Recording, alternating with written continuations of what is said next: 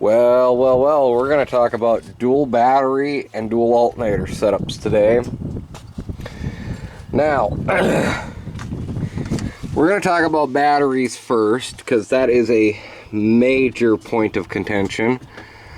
And a lot of you diesel guys are already going to know what the heck I'm talking about.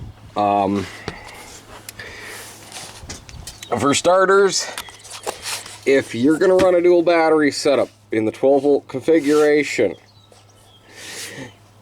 you have to have batteries that are the same brand, type, and cold cranking amperage. These are both, in my land, I got dual purpose marine batteries at 1,000 cranking amps a piece.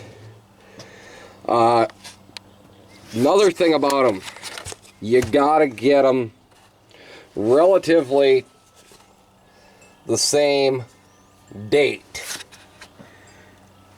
Okay? Now, for me, I just went and these batteries were on a pallet and I picked up the two that were right together. So, in all reality, this is the best I'm ever going to get in terms of, just off-the-shelf batteries for what they do. So, I guess people are wondering, how the heck did I get 2-gauge cable? Well, the cheapest way to get 2-gauge cable, ironically, comes from jumper cables. So, I just took my bolt cutters, cut off the ends, and split them open and put welding terminals on them. Now, this is the quickest, fastest way to get your 2-gauge wires, your 2-gauge cabling, and to get them hooked up to your batteries. Okay? Now, mine runs really out of the way. Mine's underneath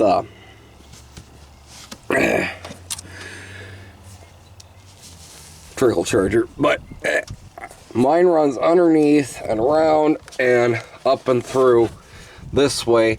And make sure that you're zip tying your cabling so that it doesn't fall into the engine compartment. Now I come over here and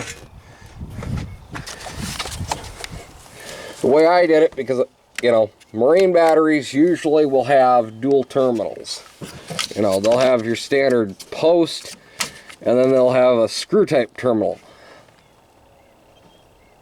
So what I did is for the actual cable, I went and put the cable onto the screw terminals and the power out onto the standard post. Okay. There's really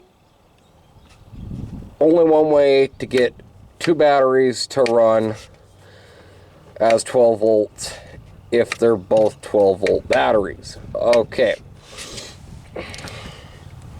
Is you got to run them in parallel, not in series. So what you got to do, positive to positive, negative to negative, and then you pull your power off of one positive and one negative. Okay, that's how you get your 12 volt battery. Okay. Now, let's move on to dual alternators. Now, the way I've got this configured, it's a little different than a lot of other people are going to have it. But I've got the one alternator running as a one-wire alternator. Now, to run these alternators as a one-wire alternator, and yes, this does work because I've gotten this sucker hot, and I have also, through my bidirectional scan tool, I've actually shut this alternator off, and yes, this one is charging. Okay, is on, I believe it's the field side. The field side of the coil, the windings. You got to have a ballast resistor. If you're going to do this, run a ballast resistor. I know that some people don't run a ballast resistor. For the sake of safety, I went and I got a ballast resistor, okay? They're not too expensive. I think this one cost me 12 bucks at the auto parts store. And then I'm also going to say this: find a switched power source so that this is not constantly got power. And make sure you get everything zip tied out of the way. Now, this alternator actually still goes to the factory mounting point there. Now, as you folks have seen already, probably, my second alternator does not go to the same place as the first alternator. Is that going to be a problem? Well, I haven't had a problem yet, so your results may vary. Mine comes all the way over to my secondary battery and connects into my positive on the secondary battery. Now, I bet you're all wondering, where's your ground? Well, actually, I'm still using the ground, the factory ground, there. And I probably am going to have to upgrade that here soon, so that I have more ground power. Now, the fun fact is, I got this kit off the Fleabay, and I'll tell you this much, it's okay. The one thing I don't like is that this belt is not a great belt. So if you're going to get one of these kits off the Fleabay, just measure the belt and go get a higher quality belt, okay? The other thing I don't like is that this vibrates a little. So there's that. Now, as you may have figured it out, this, even going with marine batteries, is not cheap. I've got in batteries, and you know, these are 1-year warranty batteries, so they're the cheapest I could get. Both of these batteries ran me $180, so yeah. So that's a big thing to note. And both of these are the same alternator. Now, from what I looked it up, GM, if you would have got one of these vehicles with the dual alternators, you would have gotten, apparently, from what I've read, you would have got a 160 alternator and a 125, which I don't comprehend why you wouldn't want both your alternators to be the same amperage. I digress. But both of these are 160 alternators. Am I, like running a massive sound system? No, I really wanted this so that when I'm out and about. I've got a 2,000 watt power inverter that I'm going to be hooking into the system, and I want to make sure that I've got enough charging amps to take the load. So that's one of the reasons why you'd want dual alternators.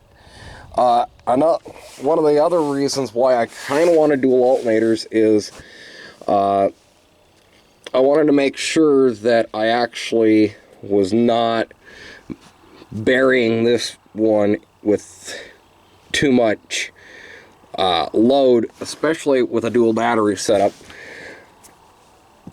so that this one doesn't burn out. So, and I have actually gotten both of these to charge at the same time. So they will both work at the same time.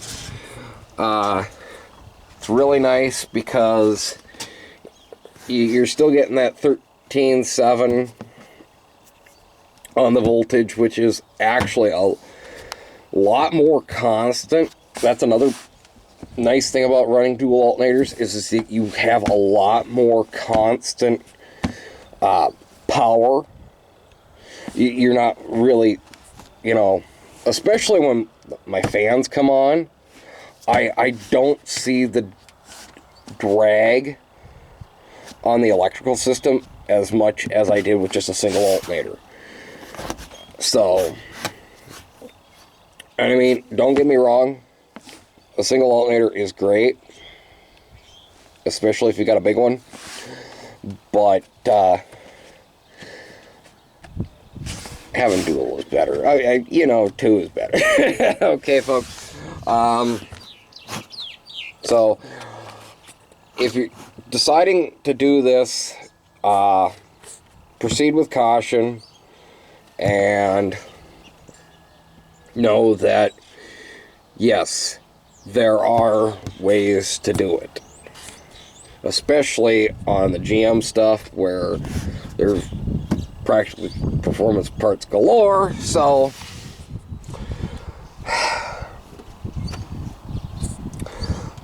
stay safe. Do this at your own risk. I am going to preface that. Do this at your own risk. Now, a few of the luxury things that I've got on my system are, as we have already seen, I have a trickle charger. Why? Well, as I've just noted, I've got $180 worth of batteries, and I don't feel like shelling out another $180 on batteries, and I don't feel like tearing apart the system just to go back to a single battery. So okay, there's that. Another thing that I'm probably going to be doing is those heated mats. I'm going to be putting heater mats underneath these batteries so that in the wintertime I'm actually warming these batteries off of, my 120 volt house current, and that means that I will have 2,000 cranking amps of power in the wintertime, which for a frickin' 5.3 liter V8 that is bone stock, this thing should start in the toughest winters, really.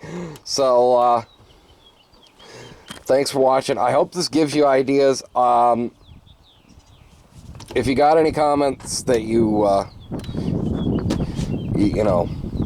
got any questions, put them down in the comments. I'll see if I can answer them to the best of my abilities. But yeah, big one, positive to positive, negative to negative, and then pull power off of one battery. Okay, so thanks for watching. Make sure you subscribe. I'm gonna try and get more videos out as I can. If I don't have good quality content, I'm not gonna put it up. Okay, just flat out. That's the way it's gonna work from now on. Okay, so thanks for watching, as said for the third time. And we'll see you on the next one. Peace.